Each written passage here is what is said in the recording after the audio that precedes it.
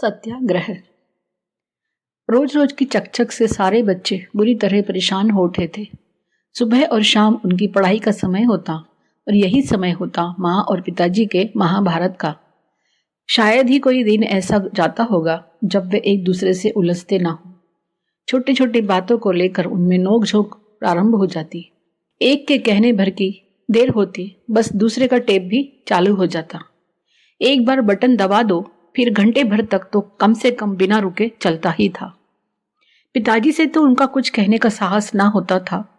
माँ से वे कई बार कह चुके थे, पर वे उन्हें झिड़क देती थी।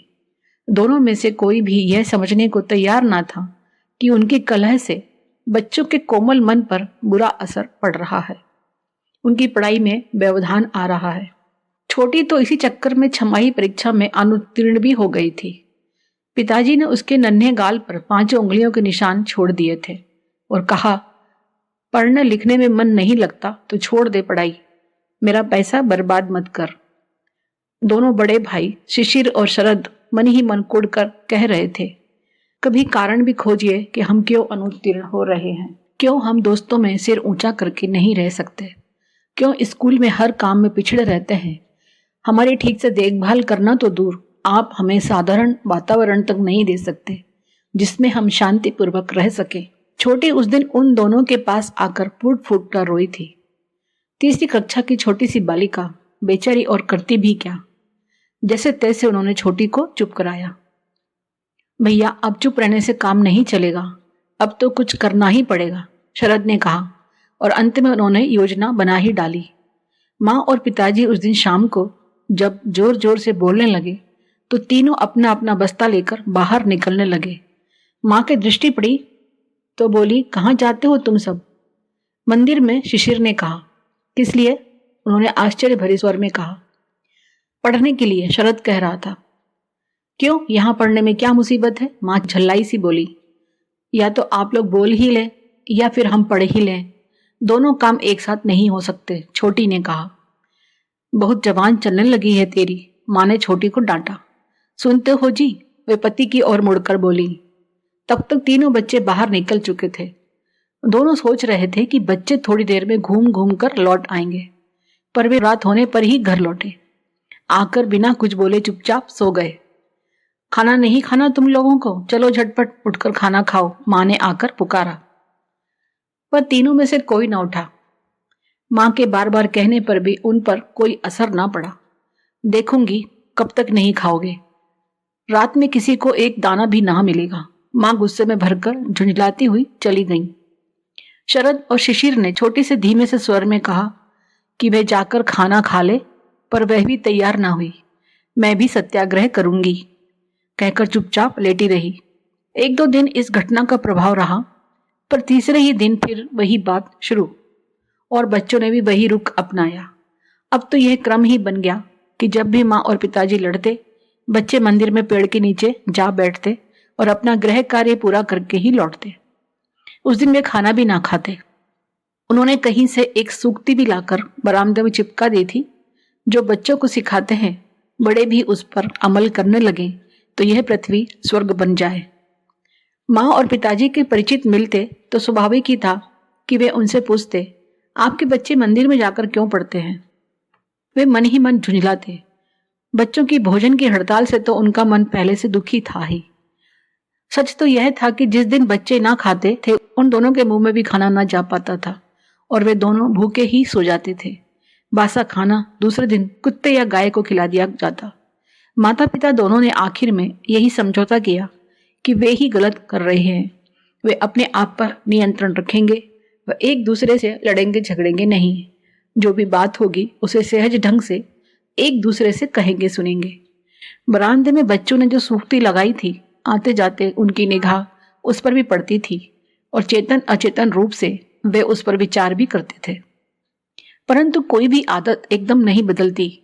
सप्ताह भर तो उन्होंने स्वयं पर नियंत्रण रखा। फिर एक दिन जैसे ही दोनों में झड़प हुई, बच्चे दरवाजे की ओर बढ़े। पिताजी जोर से चिल्लाए, ठहरो, इधर आओ। बच्चे सोच रहे थे कि शायद अब पिताजी गुस्से में भरकर उन्हें मारेंगे, पर हुआ इसका उल्टा। वे कह रहे थे, बस बहुत हुआ, हम लोग ही मंदिर जाते हैं, तुम सब घर में बैठकर शांति से पढ़ो। स्वाभाविक ही था कि मंदिर जाकर लड़ते तो नहीं। वे गए और घूम फिर कर हंसते हुए लौट आए। बच्चों की प्रसन्नता का उस दिन आर पार ही ना था।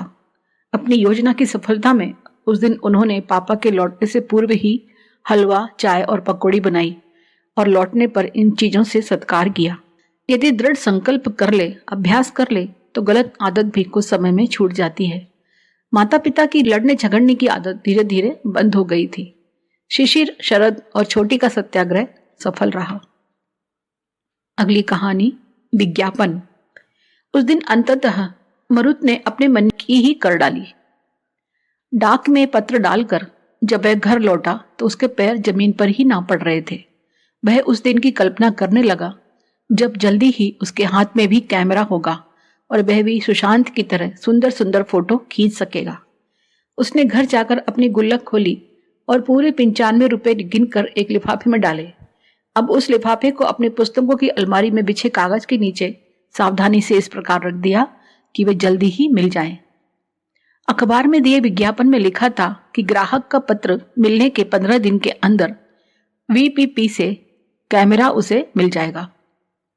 वह बेचैनी से एक एक दिन की प्रतीक्षा करने लगा। डर बस एक ही था, वह कहीं मम्मी के हाथ ना पड़ जाए। वैसे तो बहुत सावधानी रखी थी। 10 दिन बाद ही उसकी परीक्षाएं प्रारंभ होने वाली थी और इन दिनों वह 11 बजे तक घर आ जाता था। डाकिया भी इसके बाद ही आता था। स्कूल से लौटकर तुरंत पुस्तक लेकर ड्राइंग रूम में बैठ जाना मरुत का प्रतिदिन का क्रम बन गया था। मम्मी उससे कहती, थोड़ा आराम कर लो फिर पढ़ लेना, पर वे मानता ही ना था। वे सोचती परीक्षा है इसलिए जुटा हुआ है, पर सच्चाई कुछ और ही थी। मरुत तो वहां डाकिये की प्रतीक्षा में बैठा होता। उस समय मम्मी प्रायः रसोई घर में होती। डाकिये के आते ही वे तुरंत वीपीपी छुड़ा लेगा, यह सोचकर वे वहां बैठता। और 20वें दिन ऐसा ही हुआ। हाथ में एक पैकेट लेकर आते डाकिये पर जैसी मरुत की दृष्टि गई, वे तुरंत पुस्तक में रखे रुपये का लिफाफा लेकर दरवाजे पर आ गया। उसने जल्दी से हस्ताक्षर किए, रुपये दिए और पैकेट लेकर वह सीधे अलमारी की ओर बढ़ गया। कपड़ों की तह के नीचे उसने चुपचाप से वह छुपा दिया। कल अंतिम प्रश्न पत्र था, पर उसका मन पढ़ने में बिल्कुल भी ना लग रहा था। कब मम्मी काम समाप्त करके सोए और वह उस पैकेट को खोले, यही बेचैनी उसे थी। उससे ठीक से खाना भी ना खाया गया। तीसरे पहर जैसे ही मम्मी लेटी, उसने तुरंत अलमारी से पैकेट निकाला, जल्दी से उसे खोला। अब उसके हाथ में एक कैमरा था। वह मरुत उसे देखते ही उदास हो गया। वह देखने में इतना सुंदर ना था जितना विज्ञापन में दिखाई देता था। यह तो बहुत साधारण सा बॉक्स कैमरा था, पर अब किया भी क्या जा सकता था।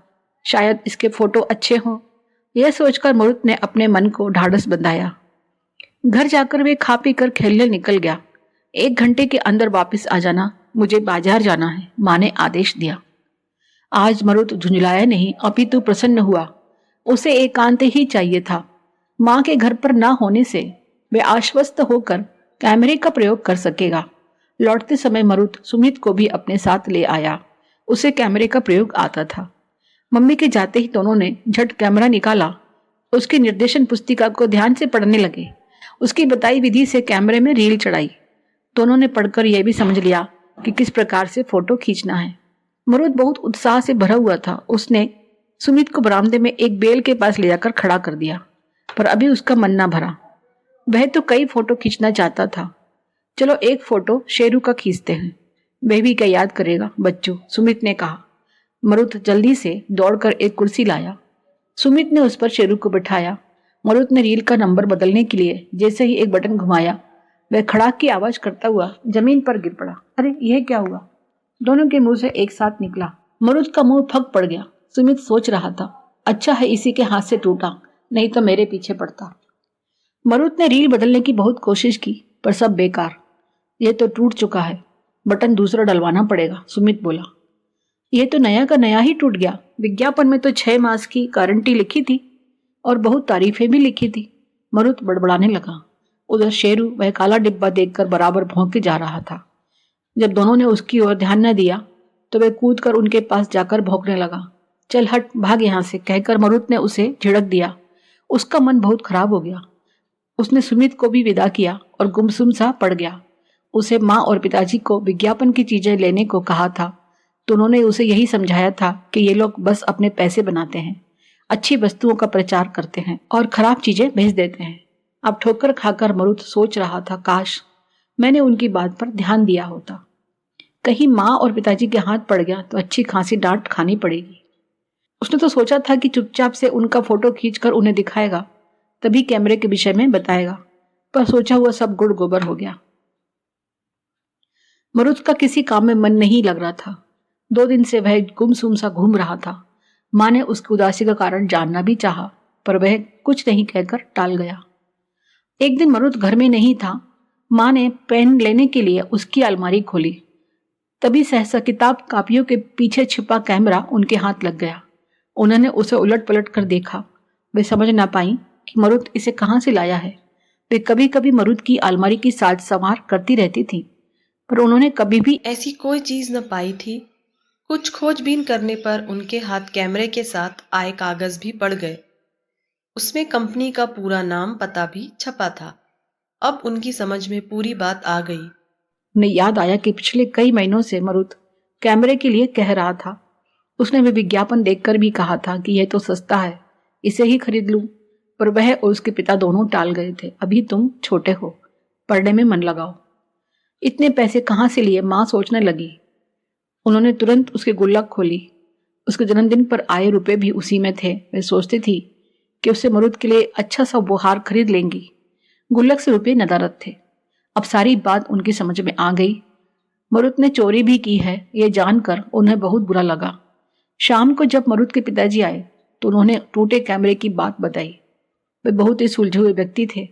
उन्होंने अनुभव किया कि जब मरुत कैमरा लेने की जिद कर रहा था तब उन्हें उसे अच्छी प्रकार से समझाना चाहिए था। साथ ही एक अवधि भी निश्चित कर देते तो वे इस प्रकार मनमानी नहीं करता। दोनों ने निश्चय किया कि अब उसे डांट कर नहीं अपितु प्यार से समझाना होगा, जिससे वह इस प्रकार की मनमानी कभी ना करे। माँ इस अवसर की तलाश में बैठी थी कि कैसे ही कैमरे की बात खुले।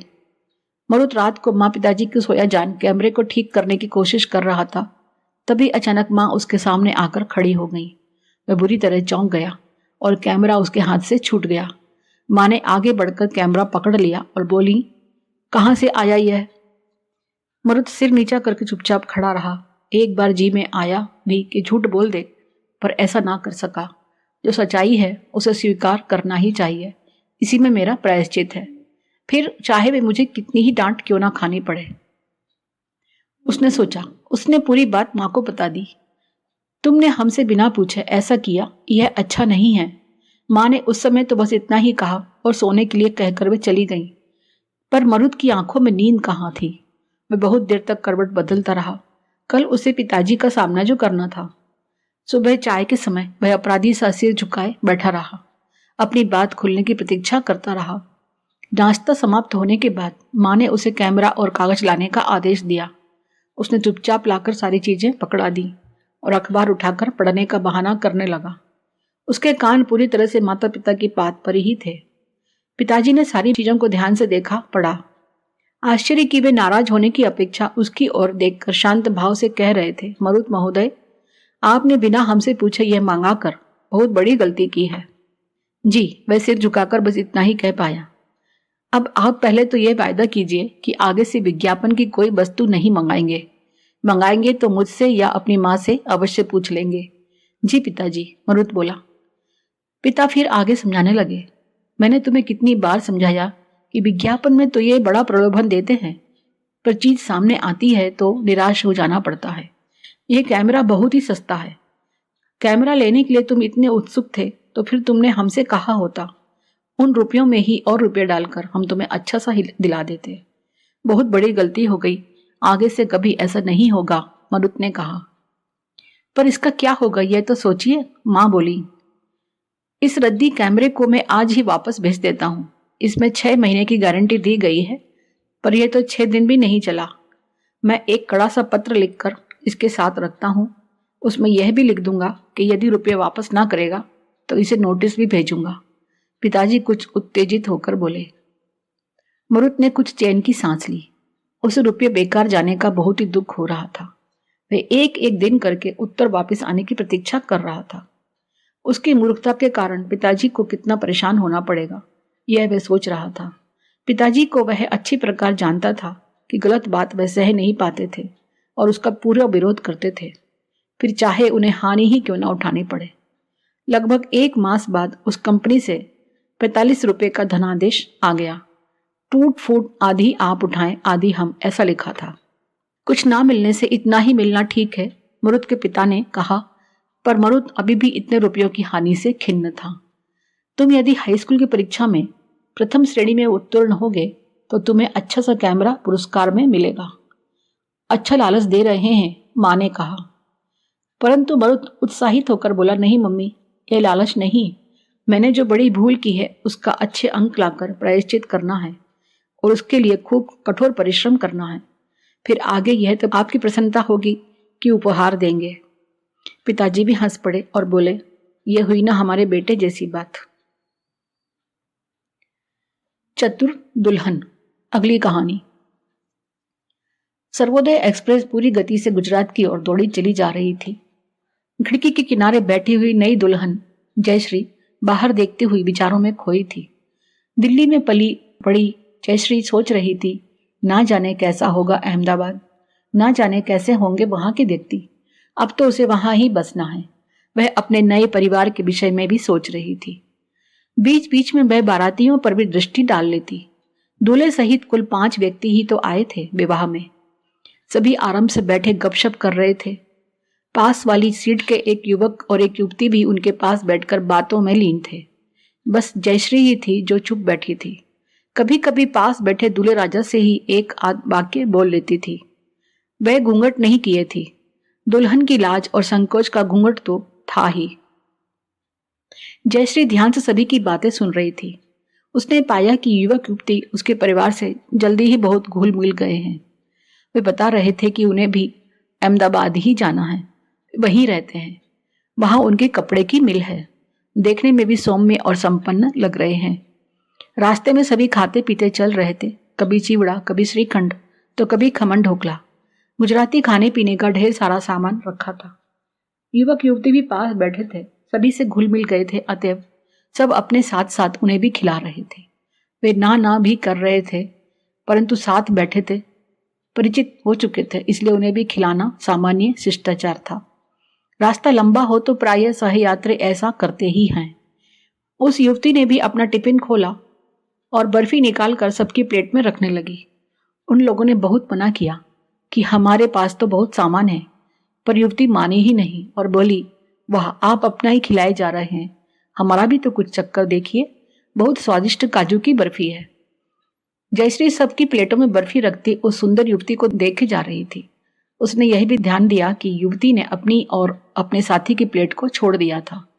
जयश्री के मन में तुरंत विचार आया, ये स्वयं क्यों नहीं ले रहे हैं। जयश्री ने उससे कहा, आप भी तो लीजिए ना, आप लोगों ने इतना खिला दिया कि सचमुच चूरन खाना पड़ेगा। लीजिए आप लोग और लीजिए। बर्फी का डिब्बा आगे बढ़ाते हुए वह कहने लगी। नहीं, हम लोग भी बहुत खा चुके हैं, जयश्री के ससुर कहने लगे। जयश्री तो वैसे भी बहुत कम खा रही थी। माता पिता का घर, पुराने सभी रिश्तेदार छोड़ते उसका मन उदास था। उसकी प्लेट में अभी भी बहुत सामान बचा था, परंतु बर्फी खाने की उसकी बिल्कुल भी इच्छा न हुई। वह सोचने लगी, देखने में कितने ही भले लगते हों, बातचीत में कितने ही अच्छे हों, पर क्या इन अपरिचितों की चीज खाना उचित है। इस समय हमारे पास रुपये, कीमती कपड़े, सामान और गहने भी हैं। जयश्री ने उस बर्फी को छुआ भी नहीं। उसने सबकी आंख बचाकर कागज की प्लेट मोड़कर खिड़की से बाहर फेंक दी। सब बर्फी की तारीफ कर रहे थे तो जयश्री ने भी प्रशंसा कर दी। खाते पीते रात होने लगी। थके हुए तो सभी थे ही। सबने अपने अपने बिस्तर लगा लिए। जयश्री को ऊपर वाली शायिका पर भेज दिया गया। सामने ही पति लेट गए। उन्होंने गहनों और रुपयों वाला ब्रीफकेस सिर के नीचे लगा रखा था। जयश्री ने देखा कि 15-20 मिनट में ही उनकी आंखें मुंद गईं और खर्राटे लेने लगे। उसने नीचे झांका, सभी सोए हुए पड़े थे, पर थके होते हुए भी जयश्री की आंखों में नींद न थी। वहां थकान और भागदौड़ से उसका सिर अवश्य भारी हो रहा था। वे भी आंखों पर अपनी कोहनी मोड़कर लेट गई। बीच बीच में वे पति को भी निहारती जाती थी। जयश्री ने कुछ सरसराहट से सुनी तो वह चौंकी। उसने कनखियों से पति की ओर देखा तो पाया कि युवक नीचे खड़ा उनके सिरहाने के गहनों वाला ब्रीफकेस धीरे धीरे निकाल रहा है। जयश्री ने पल भर में निर्णय लिया और कपड़ों से भरा अपना सूटकेस जो उसके सिर के नीचे लगा था खींचकर पूरी शक्ति से युवक के सिर पर पीछे से दे मारा। हाय चिल्लाकर वह वहीं बैठ गया। युवती उसे पकड़ने आई, तब तक तो जयश्री झट से कूदकर उसके पास पहुंच चुकी थी। उसने युवती की बाह को पूरी शक्ति से पकड़ लिया और जितना जोर से चिल्ला सकती थी चिल्लाई, जोर चोर चोर पकड़ो पकड़ो। रात के सन्नाटे को चीरती हुई जयश्री की आवाज डिब्बे में गूंज उठी। पास वाले कई यात्री और गार्ड भी वहां दौड़े चले आए। युवक तो बेहोश पड़ा था। युवती जयश्री से झगड़ रही थी, तू मुझ पर झूठा आरोप लगाती है। गार्ड ने आकर युवती को पकड़ लिया। जयश्री ने पूरी बात विस्तार से बताते हुए कहा, मुझे शक है कि बर्फी में कुछ नशीली चीज मिली हुई है। तब तक स्टेशन भी आ चुका था। पुलिस आई और दोनों को गिरफ्तार कर लिया। डॉक्टर ने दवा सुंघाकर सभी बारातियों को होश दिलाया। वे तो समझ रहे थे कि अहमदाबाद आ गया है, इसलिए उन्हें उठाया जा रहा है। आंख मलते हुए वे उठ बैठे और पुलिस तथा भीड़ को देखकर भौंचक्के रह गए। उनकी समझ में कुछ न आ रहा था। कुछ देर बाद जब पूरी बात उनकी समझ में आई तो उन्हें जयश्री पर गर्व होने लगा। इसके बाद पूरी रात उनकी पलकें भी ना झपकी। वे जयश्री की प्रशंसा कर रहे थे। अब हम सब जगे हुए हैं, तुम निश्चिंत होकर सो जाओ, बहुत थकी होगी। जयश्री मन ही मन मुस्कुरा रही थी।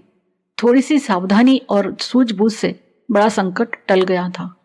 दूसरे दिन अखबार में भी जयश्री के साहस का यह समाचार छपा। बर्फी में नशीली चीज मिली हुई थी।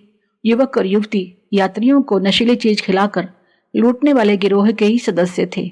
दोनों को जेल भेज दिया गया।